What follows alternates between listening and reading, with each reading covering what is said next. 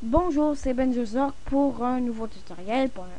C'est mon premier, donc ma première vidéo sur YouTube. Aujourd'hui, je commence une série sur les écrans de Redstone. Donc, dans ce premier épisode, nous allons parler des contraintes, des designs et des types d'écrans qu'on va apprendre à construire dans cette série.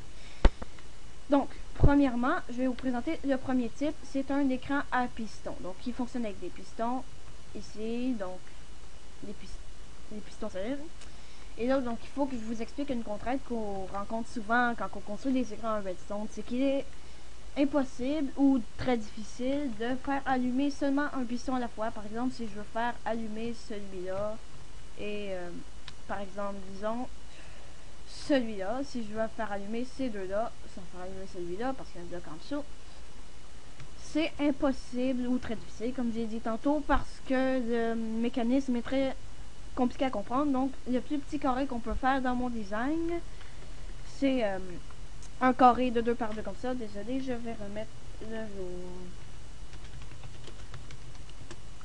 Donc, on est revenu au jour. Et le design pour l'écran à piston, c'est comme ça. Donc, on met ici 3 répéteurs, comme ceci. Un bloc en l'air ici. Une torche là, une torche là. Et ici, si on allume un fil, si on allume, les pistons se rétractent.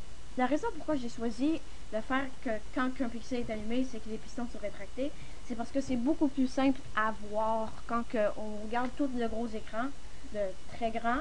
C'est beaucoup plus facile à voir que ce pixel-là est allumé. Par exemple, si je veux écrire une lettre A, si tous les pistons sont étendus et que tous les pistons de la lettre A sont étendus et que les autres sont rétractés, c'est plus difficile à voir que si ceux de la lettre A sont rétractés et que les autres sont étendus.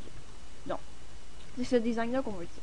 Maintenant, un autre type, les lampes de redstone. Là, ça nécessite un design un peu plus avancé à cause que si on utilise le même design que pour les pistons, par exemple, on va voir ici, ça se propage à travers les lampes de redstone et ça allume des pixels qu'on ne veut pas. Par exemple, si on regarde ici, je vais faire rapidement un autre système, ici. Vous voyez que ça se propage à travers les lampes de redstone, donc on ne veut pas allumer ces pixels-là, donc pourquoi les allumer? Donc, pour remédier à la situation, on utilise un autre design, certes moins compact, mais beaucoup plus utile parce qu'il n'allume pas d'autres pixels qu'on ne le veut. Donc, ici. Le seul problème, c'est qu'il est inversé, donc si on a le fil allumé, eh bien, il est éteint. Donc, il va falloir rajouter un inverseur. Par exemple, ici, s'il est éteint, bon, je me suis trompé, il est quand même éteint. Attendez, je reviens dans 2 secondes. Rebonjour, je suis revenu pour vous continuer à vous expliquer le design. Donc, par exemple, si on allume ce fil ici, les lampes sont allumées. Donc, voilà, je vous ai montré les deux designs les plus communs. Il y en a d'autres avec les torches de redstone, mais c'est beaucoup moins performant et